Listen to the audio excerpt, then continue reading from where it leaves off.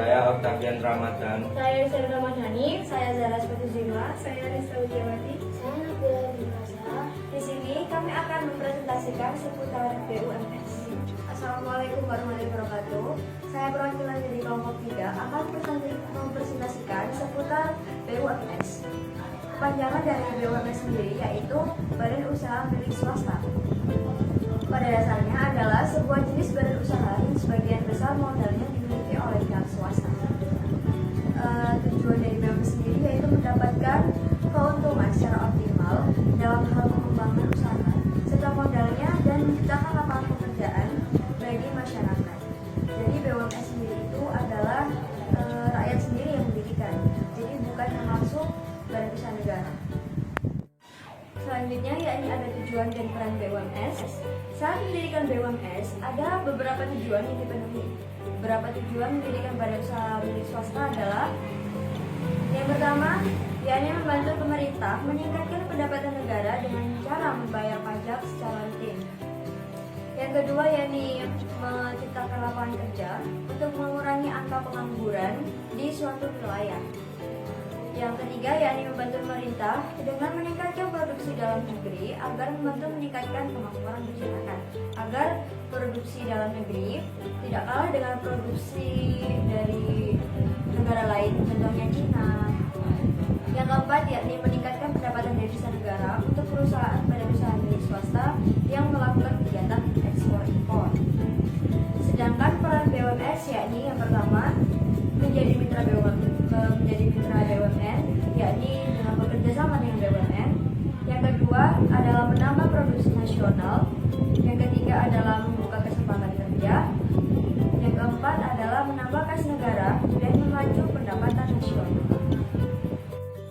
Yang keempat adalah bentuk-bentuk BUMS. Yang pertama adalah Badan Usaha Perseorangan atau disingkat menjadi PP. Pengertian dari badan usaha perseorangan adalah suatu bentuk badan usaha yang didirikan dan modalnya oleh satu orang, sekaligus memimpin serta bertanggung jawab atas segala pekerjaan dengan tujuan mendapatkan keuntungan atau laba. Jadi badan usaha perseorangan ini benar-benar sendirian, diciptakan oleh satu orang, tidak ada bantuan atau campur tangan dari orang lain. Yang kedua adalah badan usaha firma. Firma merupakan sebuah perkumpulan dua orang atau lebih yang mendirikan dan menjalankan suatu perusahaan di bawah nama bersama dengan saling tanggung jawab yang sama terhadap perusahaan. Tanggung jawab tersebut tidak terbatas sehingga tidak ada pemisahan antara kekayaan pribadi dan kekayaan perusahaan.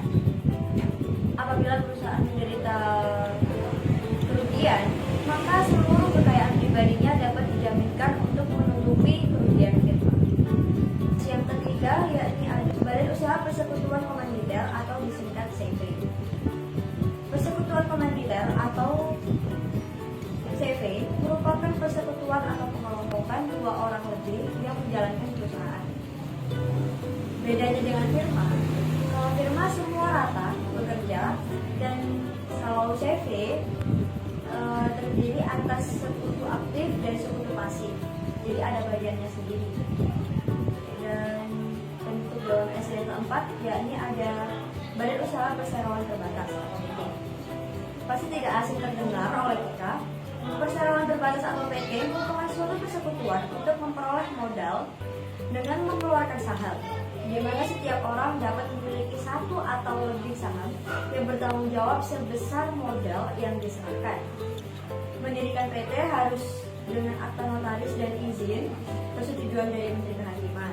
Kemudian diumumkan dalam berita negara atau lembaran berita negara sehingga PT berbentuk badan hukum. Jadi membentuk PT itu tidak sembarangan ya. Keuntungan dan kerugian PP. Keuntungan yang pertama adalah mendapatkan keuntungan mutlak bagi pendirinya. Keuntungan kedua adalah perusahaan mutlak sepenuhnya memiliki pendiri sehingga dapat menentukan kebijakan sendiri. Keuntungan ketiga adalah pendiri perusahaan perseorangan memiliki hak penuh dan dalam memimpin perusahaan. Keuntungan keempat adalah perusahaan perseorangan memungkinkan pendirinya tidak memerlukan laporan keuangan. Kerugian PP yang pertama adalah perusahaan perseorangan memungkinkan pendirinya tidak memerlukan laporan keuangan. Kerugian kedua, perusahaan kesulitan mendapatkan bantuan modal dari orang lain